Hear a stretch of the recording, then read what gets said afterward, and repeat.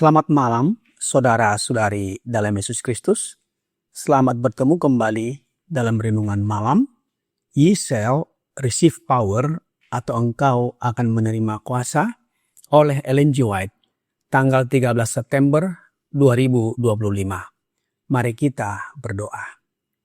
Bapa kami yang di sorga, Allah pencipta langit dan bumi, laut dan segala isinya, satu-satunya Allah yang benar, yang kami sembah selalu melalui anak-Mu Yesus Kristus.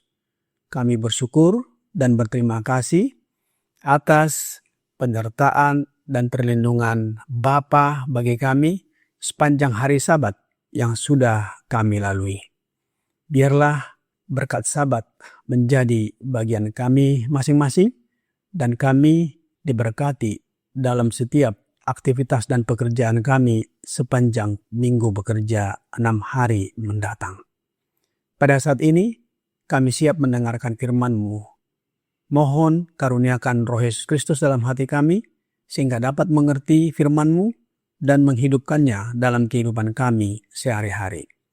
Besertalah dengan kami sepanjang malam ini, ya Bapa. Kami persembahkan doa ini di dalam nama Yesus, yang adalah Tuhan dan Juru Selamat kami. Amin. Renungan malam ini akan dibacakan oleh Saudara Gregor Tambunan. Kepada Saudara Gregor, kami persilahkan. Elisa. Dan sesudah mereka sampai di seberang, berkatalah Elia kepada Elisa, mintalah apa yang hendak kulakukan kepadamu sebelum aku terangkat daripadamu. Jawab Elisa, biarlah kiranya aku mendapat 2 bagian dari rohmu. 2 Raja-Raja 2 ayat 9. Kita dapat memetik pelajaran berharga dari pengalaman Nabi Elisa. Elisa dipilih oleh Tuhan sebagai penolong Elia dan melalui ujian dan pencobaan yang membuktikan dirinya setia kepada kepercayaan yang diberikan Tuhan. Ia bersedia menjadi dan melakukan apapun yang Tuhan perintahkan.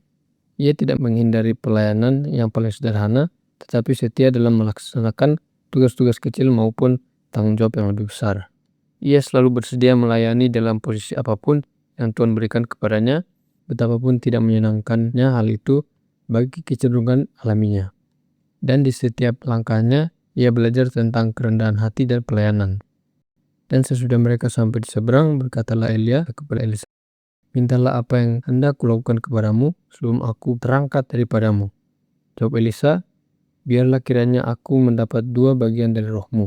Ia tidak meminta kehormatan duniawi untuk tempat yang tinggi di antara orang-orang besar di bumi. Yang ia dambakan adalah 2 bagian roh yang diberikan kepada orang yang akan dihormati Allah dengan pengangkatannya.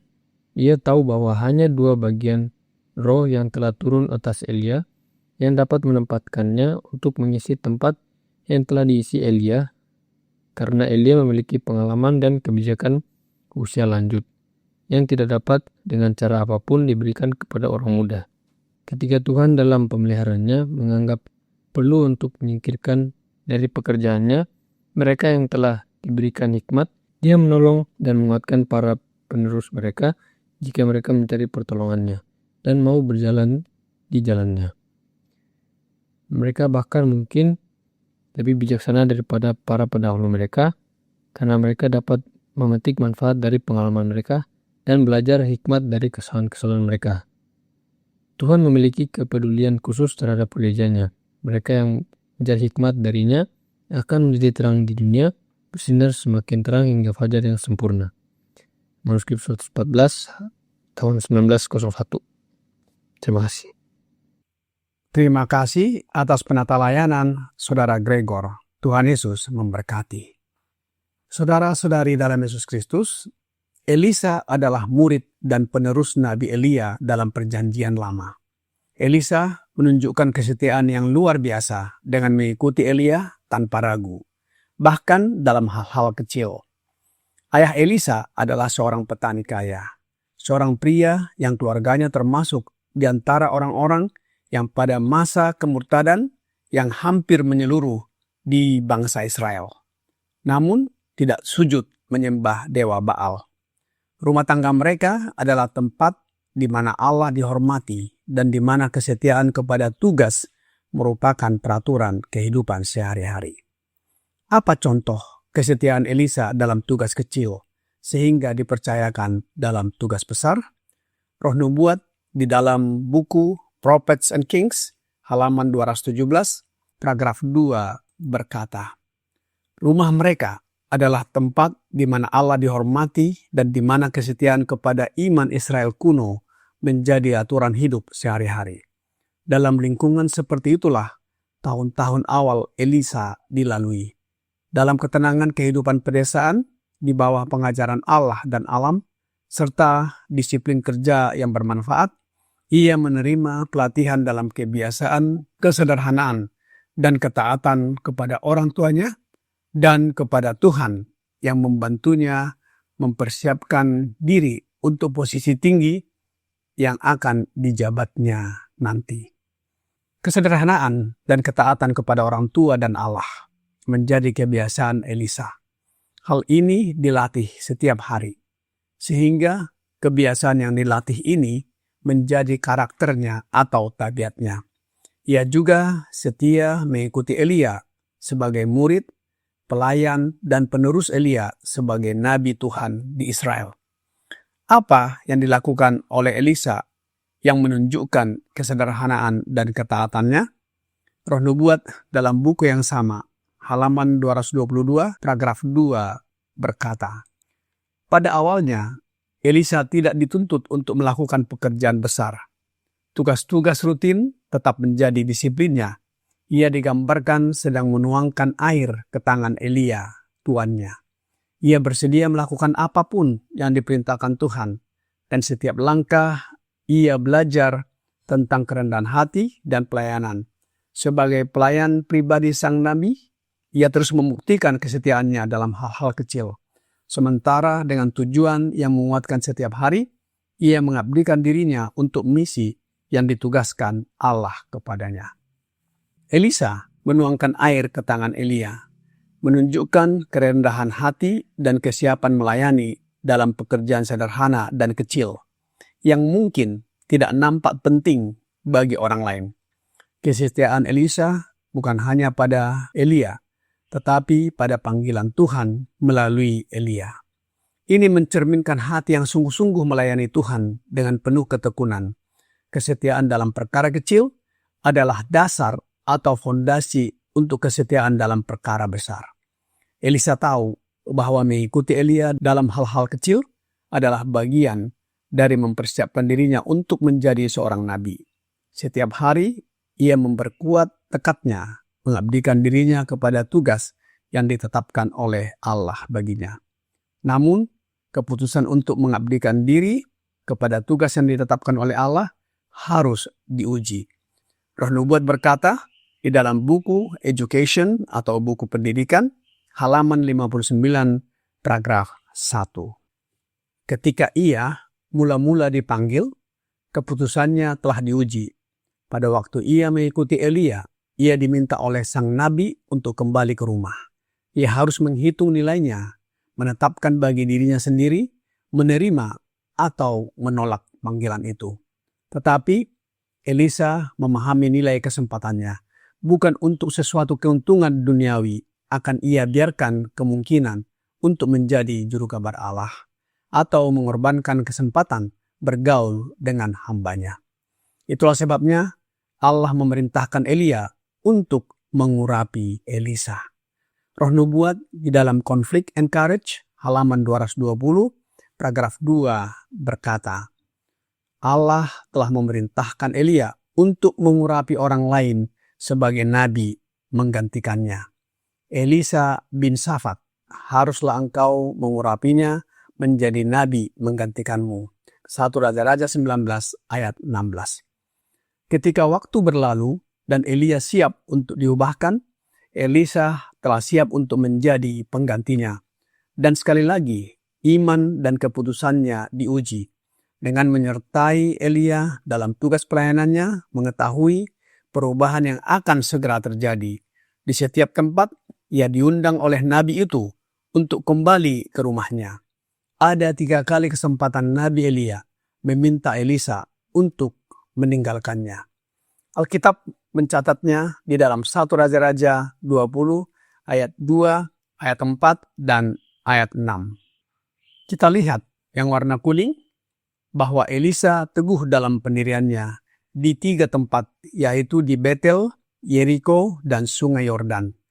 Kita bisa lihat warna biru ketika diminta untuk meninggalkannya. Jawaban Elisa sama. Kita bisa lihat warna hijau, yaitu demi Tuhan yang hidup dan demi hidupmu sendiri, sesungguhnya aku tidak akan meninggalkan engkau. Selanjutnya, Elia mengajak Elisa menyeberangi Sungai Yordan. Elia membelah Sungai Yordan dengan jubahnya dan bersama Elisa menyeberangi di tanah yang kering.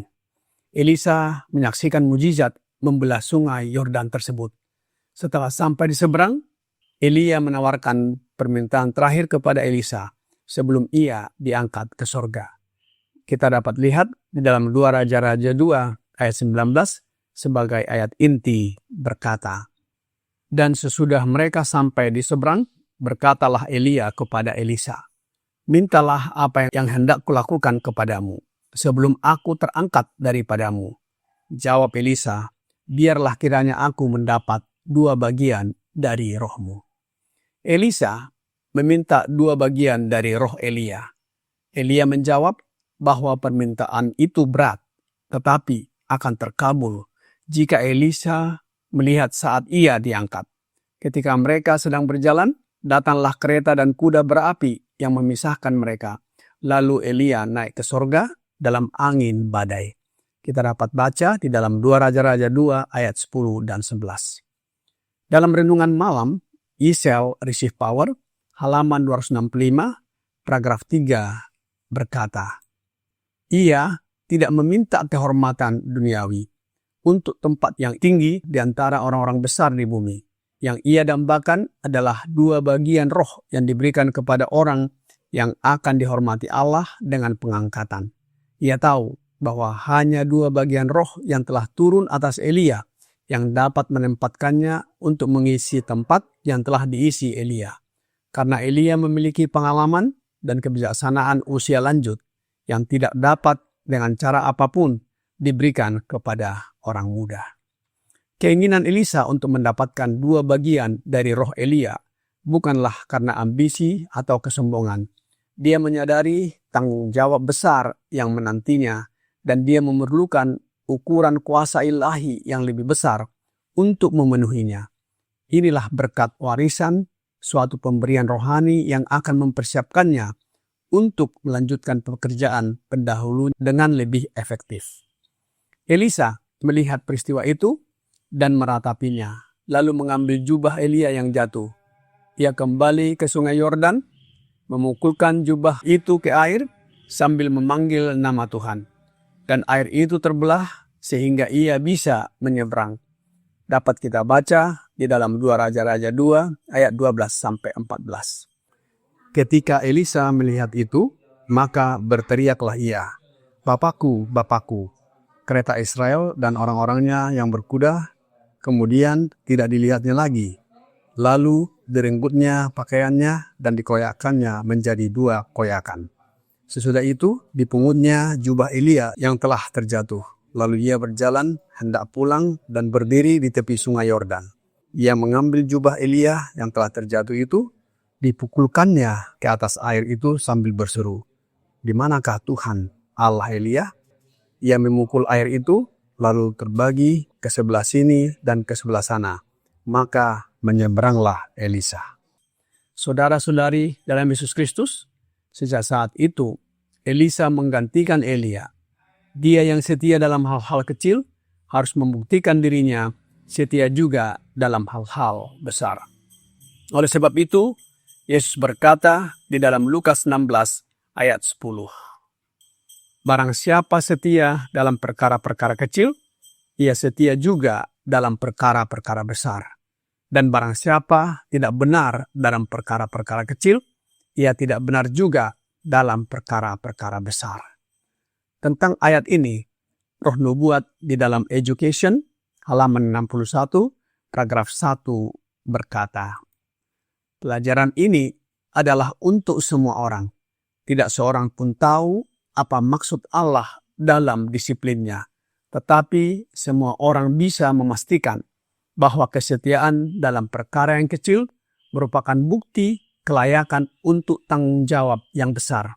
Setiap gerak kehidupan adalah pernyataan tabiat, dan barang siapa dalam perkara kecil membuktikan dirinya sebagai seorang pekerja yang tidak usah malu, dalam 2 Timotius 2 ayat 15, akan dipermuliakan Allah dengan kepercayaan yang lebih besar. Saudara-saudari dalam Yesus Kristus, Elisa adalah contoh penting bagi kita dalam hidup. Setia dalam hal-hal kecil adalah dasar atau fondasi untuk kesetiaan dan keberhasilan dalam hal yang lebih besar. Kiranya renungan malam ini membawa pembaharuan bagi kita. Tuhan Yesus memberkati. Mari kita berdoa. Bapa kami yang di sorga, kami bersyukur dan berterima kasih atas firman yang sudah kami dengarkan malam ini. Biarlah kebiasaan Elisa yang setia melakukan hal-hal sederhana dan kecil dan menjadi karakternya yang mempersiapkannya untuk pekerjaan Tuhan yang lebih besar menjadi bagian kami. Oleh sebab itu ya Bapa, mohon karuniakan Roh Yesus Kristus dalam hati kami, agar kami dapat mengikuti teladan Elisa. Kami tetap setia melakukan pekerjaan Tuhan, tabiat kami diubahkan menjadi sama dengan tabiat Yesus, dan siap untuk menantikan kedatangan Yesus yang kedua kali. Banyak dosa dan pelanggaran yang kami lakukan ya Bapa. Ampunilah kami. Kami persembahkan doa ini hanya melalui anak-Mu, Yesus Kristus, yang adalah Tuhan dan Juru Selamat kami. Amin.